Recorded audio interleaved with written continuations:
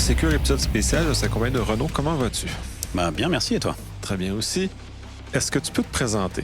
Parce que pour ceux qui vivent en dessous d'une roche, ne connaissent peut-être pas toute ton histoire. Oui, bah, tu sais, c'est rien d'extraordinaire. Je m'appelle Renaud de Raison, je suis l'auteur de Nessus, un scanner de vulnérabilité développé il y a presque 30 ans, et le cofondateur d'une société qui s'appelle Tenable, qui fait de la gestion de vulnérabilité, dans laquelle j'étais CTO jusqu'à il y a à peu près 5 ans. Intéressant. D'ailleurs, puis on va commencer sur le bout justement sur ça, parce que pour moi, comme professionnel en cyber, Nessus a forgé mon début de carrière il y a maintenant 30 ans, où c'était l'outil principal qui a servi. Fait que juste de faire un petit rappel pour ceux qui maintenant sont jeunes et n'ont pas Mhm. vécu toute cette histoire-là, juste de faire un rappel de ce que c'est. Ouais, alors tu sais, dans les années, donc Nessus, ça a été écrit dans les années 98. Enfin, 98, c'était la date de sortie. Et à l'époque, tu dois t'en souvenir, la communauté de la sécurité était beaucoup plus petite et beaucoup moins organisée. Et en fait, à l'époque, moi, j'étais assez passionné j'ai découvert en fait le réseau Internet toutes ces années-là et le concept qu'un ordinateur puisse parler à un autre ordinateur au bout du monde, je trouvais ça formidable. Donc, je suis tombé dans le monde de la sécurité. Et à l'époque, quand il y avait des problèmes de sécurité dans des serveurs web, Apache, dans Bind, etc., en fait, ils étaient publiés sur Bugtrack, qui était une mailing list à l'époque. Et c'était Que de souvenirs. ouais, exact, tu vois, on fait vraiment un retour. Et en fait, et puis c'était un peu. Bugtrack, je crois qu'il y avait 20 000 abonnés et qui étaient un peu les OG, comme on dit, de la cybersécurité. Et chacun, en fait, lisait le mail en disant: Ah, il y a une faille dans Apache, il faut que je mette à jour. Quels sont mes serveurs qui ont Apache et je vais les mettre à jour. Et en fait, donc moi, j'étais assez jeune à l'époque, hein, puisque un peu avant Nessus, donc j'avais 16 ans. Et, et je cherchais, comme bon geek de l'époque, je cherchais un projet. Je me suis dit, bah, je vais faire un scanner de vulnérabilité. C'était pas le premier, hein. Il y avait Satan à l'époque qui est vraiment l'ancêtre. Mais je me suis dit, je vais faire un outil qui va scanner des adresses IP pour énumérer les ports. Et sur chaque port, on va identifier les problèmes de configuration, les patchs qui manquent, etc. Et donc, j'ai sorti Nessus mi-98. Il y avait à l'époque 50 tests de sécurité. Et à ma grande surprise, parce que je pensais que je le sortirais et puis que je passerais à autre chose, à ma grande surprise, j'ai eu un retour utilisateur incessant et je l'ai développé très longtemps. D'abord en open source et ensuite en produit commercial. Oui, ben, moi, ça a forgé ma carrière à ces années-là. Justement, j'étais déjà dans le domaine en 98, ce qui nous rajeunit pas, hein, n'est-ce pas? Et justement, à F1 et tout cet univers de Bugtrack qui nous ramène. Et effectivement, comme tu parlais, il y avait Saint aussi à la même époque avec Satan. Puis bref, ce vieux monde-là d'outils qui était un peu. Puis justement, pour mon expérience, Nessus a amené de l'ordre dans le désordre, là, dans l'absolu, puis éventuellement avec les plugins et tout ce que ça l'a permis après. Maintenant, on avance, tes projets ont changé. Mhm. Là, il y a d'autres choses. Puis justement, j'ai l'avantage de l'avoir en primeur sur le discours de fermeture du Styx. Mhm. Mais comme ça va être diffusé plus tard, les gens n'auront pas ce même avantage que moi. Fait que je veux juste voir ton nouveau projet, où tu es rendu, comment les choses avancent et comment ça se passe. Mhm. Super. Juste avant qu'on en parle, ce que tu dis sur tu as commencé avec Nessus, en fait, ça me touche vachement parce que quand on a fêté les 20 ans de Nessus, mon équipe marketing a fait un truc que j'ai trouvé formidable. Ils sont allés c'était à RSA, et en fait, ils ont fait un micro-trottoir auprès de tous les attendees. Et ils leur disaient, pour vous, Nessus, qu'est-ce que c'est? Et en fait, ça m'a beaucoup touché de voir le nombre de personnes qui ont dit exactement ce que tu as dit. Nessus, j'ai commencé. C'est un peu ce qui m'a mis le pied à l'étrier en cybersécurité. Et en fait, c'est intéressant parce que je trouve que c'était un peu un jouet interactif. C'est-à-dire qu'on lui donne une machine, on n'est pas expert en cybersécurité, il va dire: ah ben on a mal configuré, telle chose est mal configurée. Et en fait, c'était une manière d'apprendre: ah bah tiens, en fait, Apache on configure comme ça, Bind on configure comme ça. Et ouais, ça me touche toujours beaucoup de voir des gens de savoir que que mon produit a été une étape dans leur carrière. Donc ça, c'est vraiment cool. Oui, ben c'est ça l'a forgé ma carrière. j'étais déjà un peu dans le milieu, ça m'a pas mis le pied dans l'étrier comme peut-être plusieurs autres, mais avec les outils qui existaient Mmh. versus ce que Nessus a apporté, pour moi, c'est un baume parce que les autres étaient d'une complexité et d'un un rendu inintéressant et exigeaient beaucoup trop d'efforts pour arriver à un résultat probant quand Nessus est arrivé beaucoup plus simple et avec les plugins et avec la capacité de contribuer aussi qui était plus simple parce que développer le plugin n'exigeait un peu moins de connaissances que d'aller jouer dans Satan et de commencer à aller faire des choses un peu plus obscures. Mmh. Donc, entre les deux, ça l'a permis, ça se monter en puissance. Là. Et ensuite, le Tenable nécessairement, parce qu'à un moment donné, il faut avoir de l'argent pour vivre. Là, Ah ouais. la vie n'est pas gratuite. Là. Oui, c'est le donc oui, oui, c'est vrai. Donc oui, j'ai fait Tenable. Bon, on va pas en parler très longtemps, mais Tenable, rapidement, hein, donc ça a été quand même, presque 20 ans de ma vie. Et donc Tenable, en gros, a pris Nessus et on l'a mis au niveau entreprise. Donc en fait, au lieu de scanner la DMZ, comme on appelait ça à l'époque, on scanne toute l'infrastructure digitale. On a fait d'autres produits, on a fait de la gestion de vulnérabilité dans le temps, plein de choses. Ça a été une super expérience. Et donc, ouais, donc, comme tu me disais, enfin, comme je disais, j'ai quitté Tenable il y a 5 ans. Hem Et la première chose que j'ai fait après avoir quitté Tenable, c'est que je me suis remis à vraiment faire de la technique. En fait, s'il y a une chose que j'ai appris, une leçon que j'ai tirée enfin, j'en ai tiré beaucoup, mais une qui m'a particulièrement marqué, c'est qu'en fait, Tenable, donc la société a grossi, il a fallu, on m'a dit: «Ah Renaud, faut que tu deviennes plus stratégique, arrête d'avoir les mains sur le clavier, machin, de manager». Et en fait, je suis passé d'une compréhension, viscérale de la technologie à une compréhension qui était juste intellectuelle. Et en fait, et surtout en cybersécurité, je trouve qu'il y a un delta énorme entre les 2. Parce que si c'est une chose de comprendre, intellectuellement. Kubernetes, par exemple, bon, OK, orchestration de containers, c'est bien. Mais quand on commence à le faire tourner, quand on voit les détails, quand on voit ce qui marche pas, les points de friction, les manques de visibilité, c'est là qu'on trouve des problèmes de sécurité. C'est là qu'on a des idées de produits qui pourraient, améliorer la solution, et cetera. Et donc je me suis remis à faire de la technologie, et par chance, peu après avoir quitté Tenable, ChatGPT est arrivé. Et donc, du coup, ça m'a permis de non seulement refaire de la technologie, faire de la technologie moderne et d'être épaulé par un assistant qui, tous les 3 mois, devenait de plus en plus intelligent. Oui, c'est intéressant. Puis j'aime ça, le fait que tu le mentionnes, le delta. Le delta est très important à bien des égards. Puis c'est important d'aller jouer. En France, on dit c'est les mains dans le cambouis, là, mais d'aller Mmh. jouer, de vraiment d'aller se battre sur le terrain, d'aller sentir l'odeur de la terre pour de vrai, parce que c'est à ce moment-là qu'on découvre effectivement des problèmes d'implantation qui sont généralement des problèmes de sécurité où ils peuvent aller plus loin. Je pense qu'on en a besoin plus que jamais, puisqu'on a, j'ai l'impression, abandonné depuis. C'est drôle, le timing est à peu près le même, à peu près depuis 2020, donc de 6 7 ans. On a, pour beaucoup de personnes, abandonné ce chemin-là. On est dans un chemin beaucoup plus théorique, intellectuel. On n'a pas joué avec l'outil, donc on prétend connaître des choses sans avoir le vécu. Il dit c'est essentiellement connaître le chemin et marcher le chemin, deux choses, c'est à peu près dans le même esprit.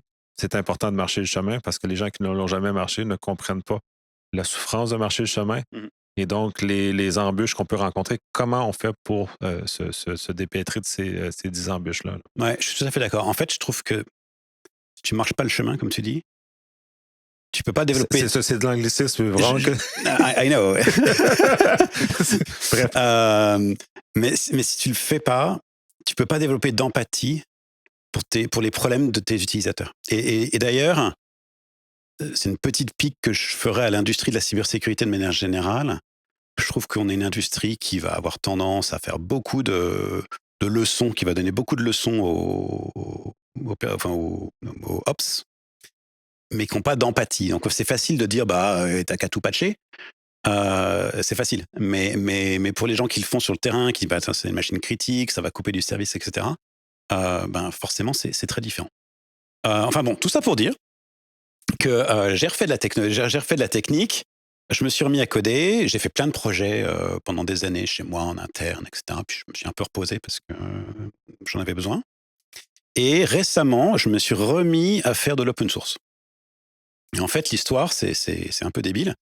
Je sais pas si tu as ça au Canada, mais je reçois très souvent des scams par SMS pour des offres de crédit, des lignes de crédit, hein, avec des Ouais, dans sensiblement les mêmes scams qu'aux États-Unis, puisque mmh nos systèmes sont relativement proches, contrairement à ceux en Europe. Les scams européens sont vraiment pas sur le même template, là, le même gabarit que ceux qu'on a autant au Canada ou aux États-Unis. C'est pareil. Là. Au-delà du fait que maintenant, sont capables d'écrire dans un français impeccable, ce qui n'était pas le cas il y a quelques années. Là. Tu parlais de ChatGPT, ben, mh. ça l'a donné cet avantage-là maintenant que ces scammers-là sont capables de savoir que mon numéro de téléphone est localisé au Québec. Donc, parler dans un français qui est même adapté au français québécois. C'est même Mmh. pas du français de France en plus. Donc, ils sont vraiment rendus, mais on est dans le même financier, Amazon. Mmh. J'ai pas payé mon payage. J'ai pas. Bref. Ouais et moi, celui que je reçois beaucoup, c'est des offres de lignes de crédit disant: «Bah, tiens, on peut te prêter, 100 000 puis tu nous rends, 120 000 3 semaines plus tard». Alors, je te laisse calculer les taux d'intérêt. En fait, j'en ai reçu beaucoup, je me suis dit: «J'aimerais savoir qui sont ces gens» et je demande à Claude de faire un site web, tu sais, du reverse phishing qui, en fait, capture tout le metadata possible sur le browser web et en fait, je le teste, puis je me rends compte que en fait, mon browser web, il leak vachement d'informations. Et quand moi je reçois des liens à cliquer, j'ai beau me mettre, enfin à part si je suis dans une VM, en fait, je me sens jamais, je me dis: «Mais il s'est peut-être passé quelque chose» et en fait, je me suis souvenu d'une société dans les années 2010 qui s'appelait Bromium. Je sais pas si tu te souviens? Oui, ça me dit ça, mais ça, c'est des sociétés d'idées nouvelles à une époque où on n'était pas prêt à ces idées-là. Exactement et Bromium, pour ceux qui se souviennent pas, ils avaient inventé un concept formidable. Ils mettaient en fait Internet Explorer dans un hyperviseur sous Windows. Ça ressemblait d'un point de vue utilisateur, on avait l'impression que c'était une application native. Mais en fait, ça se tournait dans une VM. Donc en fait, d'ailleurs, ils avaient fait une présentation qui m'avait beaucoup marqué parce qu'en fait, ils avaient une tagline qui était, «Ça sert à rien de patcher. C'est fini de patcher» parce qu'en fait, même si, Internet Explorer se fait avoir, vous fermez la fenêtre et vous avez un environnement tout neuf. Et je me suis dit: «Bah tiens, j'ai envie de faire pareil» et donc j'ai pris Claude, parce que j'ai break up avec, ChatGPT. J'ai pris Claude et je lui ai dit: «Bah, fais-le pour Mac. Fais-moi un émulateur qui fera tourner». Alors d'abord, j'ai essayé avec Safari. Ça a pas très bien marché parce qu'en fait, macOS émule très mal. Et donc je suis passé sous Linux et je lui ai fait faire une application complètement enfin ça ressemble sous macOS, ça ressemble à une application macOS. Tu as une impression complètement native, donc c'est Chromium. Et tu as le contrôle sur tout. Tu as le contrôle sur est-ce qu'on peut downloader des fichiers, uploader.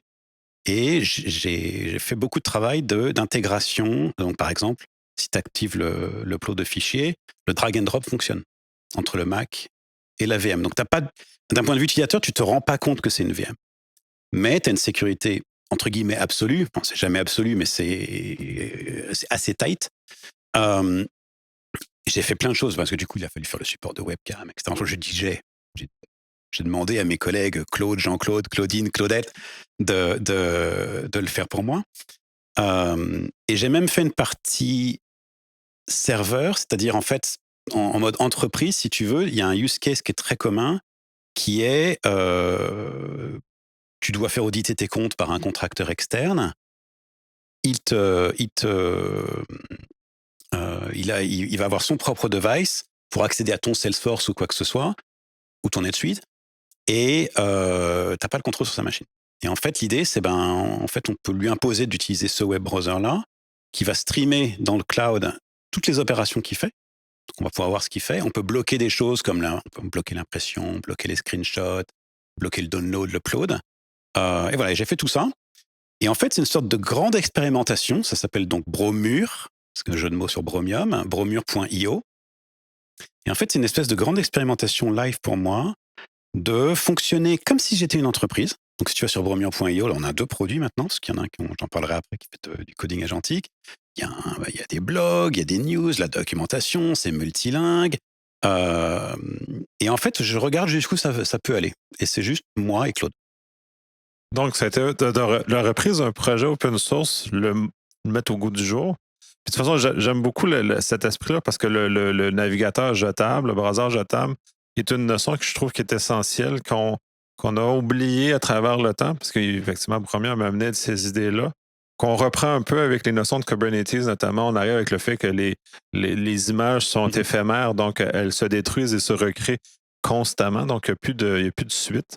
Et notamment d'avoir un navigateur qui vit dans un univers comme celui-là, mais qui n'est pas dans un tail, par exemple, où ça prend une VM qu'on charge, qui est longue, qui est Ouais, pénible, qui est un frein à l'adoption euh, pour la majorité des gens, essentiellement, là, parce que les gens n'iront pas aller jusque-là. Pouvoir l'intégrer dans le réel, c'est bon. Puis en plus, tu intègres tout le volet télémétrie qu'on va retrouver dans des EDR, donc ouais. essentiellement toute la télémétrie de navigation contrôlée par une unité centrale qui va s'assurer que pouvoir retracer s'il y a lieu ou intervenir en temps réel dans le navigateur puis éviter d'avoir une attaque qui est en lieu. Et je trouve ça même un peu mieux que les produits qu'on a sur le marché actuellement, qui sont essentiellement des gros CASB qui font ça, mais de façon centralisée et non individuelle et atomisée. Et donc de distribuer la protection sur tout le monde, là. Ouais, tout à fait. Et en fait, ce que tu dis sur l'IDR, l'IDR, c'est un très bon exemple parce que déjà, premièrement, le browser web aujourd'hui, c'est le point d'entrée en entreprise. Enfin, en fait, quand tu réfléchis, un browser web, c'est quoi? C'est un programme qui, c'est une VM, enfin, au sens bytecode. C'est un parseur qui va exécuter du code venant d'Internet directement. Et la seule sécurité, c'est de dire oui, mais le JavaScript qu'il exécute ne peut pas faire ce qu'il veut sur la machine locale. Enfin, il y a quand même une énorme Ju- surface d'attaque. Jusqu'à un certain point, parce qu'il y a quand même des avantages importants à lui permettre un peu de faire n'importe quoi, là. C'est ça. Et ça s'ouvre un peu. On commence à. Bref. Enfin, premier point, donc c'est le browser le plus attaqué. Deuxième point, même si le browser est complètement sécurisé, c'est le phishing qui est le point d'inflexion. Aujourd'hui, en fait, si tu regardes à haut niveau, on a fait globalement un bon boulot en cybersécurité. Globalement, c'est difficile de pénétrer dans une grosse entreprise par l'extérieur, en direct. C'est beaucoup plus facile d'envoyer 600 emails à des employés en espérant qu'il y en ait un qui. Donc le phishing, c'est un vrai sujet. Et typiquement, en entreprise, quelqu'un clique sur le mauvais lien, fait une bêtise, il va voir l'équipe sécurité. L'équipe sécurité lui dit: bon, bah, qu'est-ce que tu as fait? Il va toujours dire: ah, rien, j'ai juste cliqué sur le lien et c'est tout. Et t'as pas mis de mot de passe, t'es sûr? Parce que ton compte, il y a des comportements bizarres depuis 10 secondes. Non, non, enfin, peut-être, je sais, mais c'était Google. Enfin, et en fait, le fait qu'il n'y ait pas de audit trail, de log, en fait, c'est assez, c'est très handicapant pour les équipes de sécurité. Ah, énormément. Et du fait que l'utilisateur, effectivement, l'exemple, il est typique où il est jamais responsable de rien, où il n'a pas compris ce qu'il a fait. Ça aussi, c'est l'autre aspect parce qu'on on a tendance en cyber, puis dont tu parlais justement des pics, ça, c'en a un autre. On fait porter l'odieux de l'erreur à l'utilisateur final Mhm. qui n'a aucune habilité, puis qu'on essaie d'entraîner comme un animal de cirque à reconnaître des choses qui sont éphémères parce que les attaquants vont changer au gré des besoins. Donc, d'avoir un outil qui vient aider l'utilisateur et aider les équipes TI à agir de façon correcte, justement pour éviter ces situations ou du moins les maîtriser un peu mieux que ce qu'on fait présentement, là. Je suis tout à fait. En fait, tu vois, par exemple, moi, je trouve que toutes les solutions de training contre le phishing, c'est un cop-out de la part de l'industrie de la cybersécurité. Déjà, Déjà, globalement, je trouve que un gros reproche qu'on peut faire à notre industrie, c'est qu'on est un peu arrogant, il faut le dire. Et les bas problèmes de gens qui se sont fait avoir, on s'en est pas trop occupé en fait. Nous, on préfère s'occuper des pirates qui viennent de Russie, qui utilisent des 0D, ça c'est plus excitant. Mais je trouve que dans un monde aujourd'hui où on peut avoir une vidéo quasiment temps réel du CEO de la boîte qui t'appelle en vidéo WhatsApp, qui dit: oh là là, je suis coincé dans un camion, là, il faut que tu me donnes de l'argent. On fait le virement et ensuite l'équipe IT qui fait: bah, t'avais fait la formation quand même, tu t'es fait avoir. Je veux dire, c'est pas du tout viable. C'est pas une solution. Et je trouve que le phishing, on a abandonné l'idée d'avoir une solution technologique en se disant: oh, bah, alors qu'en fait, il y en a. Et donc, par exemple, dans Bromure, il y a tout un module désactivé par défaut de plugin anti-phishing qui va utiliser un LLM. Donc, en fait, on va avoir la description de la page qui va être streamée sur bromure.io. Et un LLM va dire: cette page, ça parle de support Apple, mais l'URL, c'est clairement pas Apple, c'est suspect. Et je pense qu'on peut faire beaucoup, beaucoup mieux. Là, c'est vraiment parce que c'est un truc open source, mais c'est un vrai, vrai sujet et je pense que c'est le en fait, quand il réfléchit, je trouve que le phishing, ça reste un greenfield assez énorme en cybersécurité parce que tout le monde se dit: «Bah, il y a des formations et on a résolu le problème». Mais oui, et sachant que l'humain est faillible, là, on parle, on bascule, on va projeter ça sur l'utilisateur qui n'est pas connaissant. Et même les utilisateurs qu'on pourrait dire connaissants vont se faire attraper par ça parce qu'on est distrait, parce qu'on a une surcharge cognitive, peu importe la situation, va nous exposer, expose tout le monde et on a juste, comme tu le mentionnes très bien, abandonné avec, bah, on vit, c'est un malheur qui est là et on fout rien avec parce qu'on est largué finalement. Ouais. Comme technologue, on comprend pas comment régler le vrai problème associé à ça. J'aime bien l'idée d'envoyer la page en vérification, disons, je suis dans un LLM, parce qu'il y a beaucoup, notamment des campagnes de phishing, mais les attaquants le font aussi, c'est d'utiliser soit des lettres d'un autre alphabet pour Mmh. visuellement tromper l'humain, parce que c'est ça l'objectif, tromper l'humain visuellement. Et le laisser sa garde descendre parce qu'on a comme l'exemple avec Microsoft, avec un RN collé, va donner l'impression du M de Microsoft quand Mmh. on le regarde avec des yeux d'humain. Les yeux de la machine le voient que c'est un R et un N et donc va être capable de dire hey, tu essaies de rentrer sur Microsoft, mais ce que je vois comme site, effectivement, ce n'est pas celui de Microsoft qui est devant moi. C'en a un autre. Es-tu vraiment sûr de vouloir continuer à avancer dans ce chemin-là qui est potentiellement à risque? Ouais, complètement. Non, c'est un donc ouais, donc plein de choses à faire. Donc Bromure, c'est assez intéressant. Moi, ce que j'apprends beaucoup. Donc j'apprends, le pouvoir des LLM, j'apprends c'est un peu mon premier logiciel entre guillemets «B2C» parce que la partie endpoint, ben, c'est un browser web, donc c'est B2C qui est très compliqué. Parce que je pense que c'est plus simple de faire changer les gens de religion que de leur faire changer de browser web. Et ce qui avait tué Bromium, c'était la performance. C'est-à-dire que Bromium, ça fonctionnait bien si tes pages web, c'était du Excel en gros, quoi, enfin du statique. Mais dès que tu mettais une vidéo YouTube, c'était fini. Donc en fait, Bromure, j'utilise ben, toutes les API possibles et inimaginables, Apple, GPIO, etc., pour essayer de fluidifier. Et alors, ça rend pas mal, tu vois, tu peux regarder du YouTube en 1080p, c'est utilisable, ça reste toujours et on pourra y aura pas jamais de solution, mais un cran plus lent qu'un Safari natif qui va peindre directement dans le GPU parce qu'on passe par 3 couches. Mais globalement, ça reste très utilisable, donc c'est un super projet. Enfin, j'en suis très content. C'est très intéressant. Puis, de toute façon, je l'apprends en temps réel. Là. Fait que moi, je trouve ça super plaisant. Je vais aller faire mon tour dessus parce que c'est le genre de logiciel, les genres de projets qui m'intéressent parce que ça l'amène une combinaison d'idées un peu plus anciennes comme Bromium Mmh. et le mettre au goût actuel. Et ça l'insère aussi du LLM qui est un outil qui est fantastique pour beaucoup de choses, notamment pour nous donner un appui fort pour nous aider à démasquer des choses.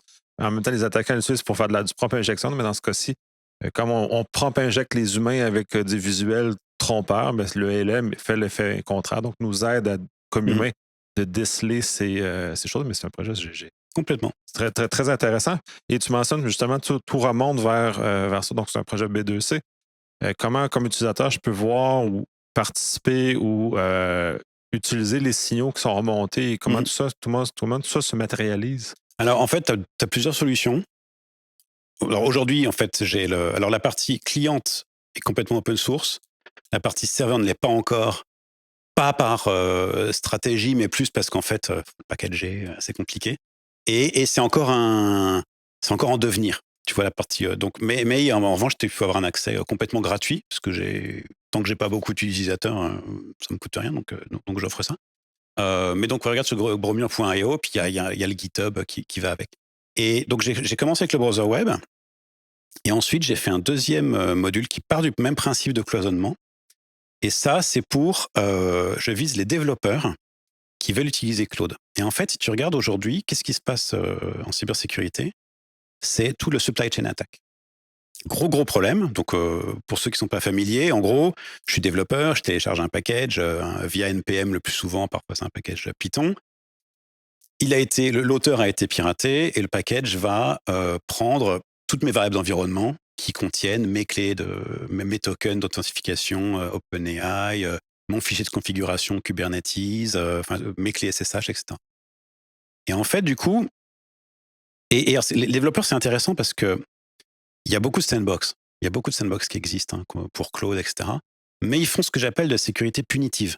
C'est-à-dire, tu regardes la sandbox de NVIDIA pour OpenClaw, par défaut, toutes les adresses réseau sont bloquées, sauf celles qui sont whitelistées. Donc en fait, on rend l'outil moins intéressant. Et les développeurs, ils veulent expérimenter, ils ont besoin d'expérimenter, ils veulent une machine sur laquelle ils sont complètement admin, ils veulent pas 40 outils de sécurité qui les ralentissent. Et du coup, ce que j'ai fait, c'est que j'ai fait une autre VM, parce que c'est le même principe, qui installe un Linux complet, on est root dessus.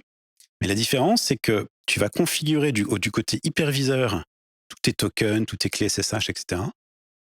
L'hyperviseur va générer des faux tokens et des fausses clés SSH qu'il va mettre dans ta VM. Il fait du man in the middle.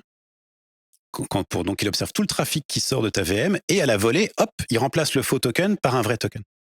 Ce qui fait qu'en tant que développeur, tu télécharges un package vérolé, tu te fais avoir, il vole tout. Aucun token, tu n'as aucun identifiant sur ta machine. Il n'y a rien à voler. Il n'y a que ton code source à la rigueur. Et en fait, ça permet d'avoir de fournir en fait en entreprise un environnement aux développeurs en disant OK, fais ce que tu veux, tant que tu le configures bien. Et l'outil va aussi faire des alertes en disant attention, tu as mis un vrai token. Si jamais le développeur n'a pas la discipline de le configurer proprement, l'outil va faire une alerte. Il va aussi demander à la volée, il va dire attention, là, est-ce que tu veux vraiment utiliser ton token SSH ou quoi que ce soit, enfin ta clé SSH. Et j'ai rajouté la semaine dernière, là aussi, la possibilité de rajouter des droits sur les clés, parce qu'en fait, encore une fois, les développeurs, ils ont un boulot, c'est de faire du code. Ils sont pas admin système, il n'y en a pas beaucoup que je connais qui ont la discipline de dire ah bah attends, là, quand je vais développer, je vais me faire une config Kubernetes qui a que des droits read-only. En plus, sur Kubernetes, on y passe l'après-midi. Et puis ensuite, quand je serai en projet, non, ils font pas ça. Ils ont le truc admin, ils ont accès à tout. Et en fait, du coup, comme on fait du man in the middle, on intercepte les appels Kubernetes, on appelle les appels GitHub, etc. Et au niveau de la config, tu vas pouvoir dire, non, je veux que ce soit read-only. Et toutes les opérations destructives, on les bloque. C'est super intéressant. Puis c'est un peu comme pour le navigateur, c'est le même principe, c'est qu'on dégage la responsabilité de l'utilisateur ou le développeur en l'occurrence. On lui permet d'agir le plus librement possible pour maintenir soit l'expérience utilisateur, soit sa capacité d'aller vite parce qu'ils ont ce goût-là de vélocité qui est très, très grand. Donc, on leur retire aucune vélocité, mais on leur empêche de se blesser au passage et de faire justement trop de droits ou des accès où ils se font attraper, puis c'est inévitable. On regarde les dernières choses de supply chain qui ont eu lieu et c'est assez violent et c'est des projets qui sont quand même assez majeurs qui se sont fait prendre au passage justement parce qu'ils ont installé des packages qui ont été vérolés, que les clés ont remonté et le fait que ces clés-là ont remonté ont permis aux attaquants de propager encore beaucoup plus loin leurs attaques. Donc, de retirer toute cette capacité-là, tout en leur permettant de travailler, c'est tout à fait c'est fantastique de mettre cette couche d'abstraction-là qu'on est dans la matrice finalement, on est un peu dans l'illusion. Et en fait, alors, tu as parfaitement articulé mieux que je l'aurais fait, ma manière de penser, donc je suis très content. Non, et en fait, ce qui est aussi très intéressant, ce que j'ai remarqué, parce que le point commun entre Bromure Web, où en fait, là j'utilise toutes les API d'instrumentation de Chrome pour voir ce qui se passe, et Bromure Agentic Coding, comme il s'appelle, où là je fais un vrai proxy qui fait d'une man in the middle, c'est qu'en fait j'ai réalisé que on a tendance à sanctifier les flux SSL. En disant, ah non, ça, il faut pas voir ce qu'il y a dedans. Et en fait, c'est le point, enfin, c'est quand il réfléchit, c'est incroyable parce qu'on t'observe tout ce qui se passe sur une machine. Quand tu as un EDR, tu vois absolument tout, mais on va quand même pas regarder le trafic qui sort. Et c'est ridicule. Et en fait, une fois que tu commences à regarder quand tu fais du man in the middle là, avec l'Agentic Coding, tout à coup, tu as un univers qui s'ouvre parce que là, la prochaine étape que je veux faire, c'est quand tu télécharges des paquets NPM, avoir une politique possible disant non, les paquets latest, tu les prends pas parce que c'est souvent les latest qui sont piratés. Donc on pourrait le bloquer facilement. On pourrait même analyser le paquet NPM téléchargé puis regarder à la volée. Enfin, il y a un univers du possible qui s'ouvre, mais comme tu dis, qui se fait sans punir l'utilisateur.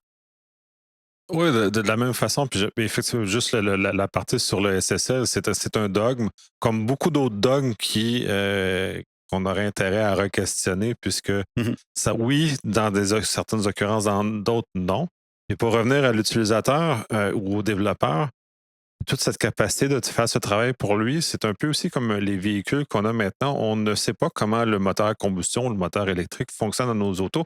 C'est délégué aux ingénieurs automobiles qui ont une expertise très, très grande là-dedans. Et tant mieux d'ailleurs qu'on ait une expertise très grande là-dedans, parce que ça fait de très beaux véhicules. Même chose pour les télévisions, même, peu importe ce Mmh. qu'on a. Quand on les utilise, on ne va pas se poser la question, est-ce que je dois faire attention? Est-ce que je vais désactiver ma caméra sur ma télévision? Comment je vais faire les choses? Mmh. Je ne me pose pas de questions. J'ouvre ma télévision. Je veux écouter Netflix. C'est tout. C'est là où je veux arrêter toute mon utilisation. Et donc, de faire la même chose pour des choses qui euh, étaient spécialisées, puis comme les on essaie d'imposer aux développeurs, il faudrait que tu fasses du DevOps, il faut que tu sois inséré, il faut que tu sois capable d'opérer tes Kubernetes, il faut que tu sois capable de faire tout seul. Je veux dire, dans le fait, la personne est faite pour faire du code. C'est ça Mmh. qu'elle a, mais Ouais, le restant ne l'intéresse pas ouais, c'est ça, tant que ça. c'est son travail. Et pour ton analogie de la voiture, par exemple, elle est très bonne parce que je trouve qu'aujourd'hui, la sécurité, c'est un peu, si on faisait la même pour la voiture, c'est: «Ah bah non, t'as accéléré trop vite». Non, on l'accepterait pas, pour les voitures, mais c'est un peu ce qui se passe en informatique. «Bah, t'as pas mis à jour, c'est forcément de ta faute». Vraiment? Enfin, je veux dire, le bug, il aurait pas dû être là. Donc, non, non, c'est un vrai sujet. Et pareil, tu vois, moi, j'ai passé 30 ans à évangéliser les gens sur le fait qu'il fallait déployer des patchs, les correctifs très vite. Et en fait, ce qui est marrant, c'est que dès que j'ai arrêté Tenable, alors j'étais très discipliné, hein. Et en fait, quand j'ai arrêté Tenable, tout à coup, j'ai été surpris de la vitesse à laquelle j'ai let go entre guillemets, tu vois, où je me dis: «Bon, finalement, c'est pas très intéressant. Oui, il faut que je mette à jour. Moi, j'ai pas le temps, je le ferai ce soir». Alors qu'avant, c'était vraiment: «Oh, attention, un nouveau macOS, je le fais maintenant».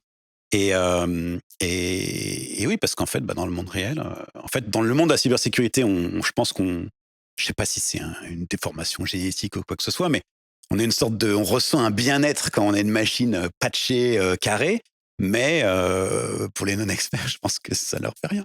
Ouais, au même titre que faut de maintenant mettre nos télévisions et nos autos doivent être mises à jour. On a des firmware à appliquer. Puis si c'était pas parce qu'on a un entretien régulier au garage avec notre auto, on ne la mettrait jamais à jour, l'auto, de toute façon, parce Ouais. qu'on n'a aucun intérêt. C'est ça, puis ça intéresse personne. Puis c'est un peu, je pense, l'erreur qu'on fait, puis pour une raison obscure, c'est qu'on croit que les gens sont aussi intéressés que nous à ces choses-là qui sont très, très niché dans l'absolu. Je veux dire, personne, ça les intéresse de savoir que ça a été à jour ou pas. Là. Ouais, je suis tout à fait d'accord. Et d'ailleurs, tu vois, j'ai une Rivian. Et alors, en plus, Rivian, alors là, ça y est, c'est enfin corrigé, mais en plus, leur update, c'est un peu un pas en avant, un pas en arrière. Donc, ça corrige un bug, mais ça en rajoute un nouveau. Et en fait, c'est insupportable. Surtout pour des équipements embarqués. Enfin, tu vois, moi, je me souviens, j'avais la première Apple Watch. Et quand ils ont sorti WatchOS 2, je ne sais même pas si ça s'appelait WatchOS à l'époque, en fait, ils ont changé les gestures. Et en fait, je me suis dit, mais attends, on marche sur la tête. Il faut réapprendre à utiliser sa montre. Ben, on est où? Ben, du coup, j'en porte. C'est un bel exemple de ça. On va terminer là-dessus. C'est super intéressant. J'allais faire mes devoirs. J'allais voir effectivement ces projets-là, puis peut-être même y contribuer parce que de temps en temps aussi, j'aime ça remettre les mains dans le réel. Ça, c'est retoucher à de l'herbe humide ou retoucher à l'odeur de la terre humide qui est fraîchement de la pluie. Ça nous ramène sur le cas du réel. Merci énormément pour ce partage-là. C'était super intéressant, cette conversation-là. Merci de m'avoir reçu, puis j'attends tes pull requests. Le défi est lancé.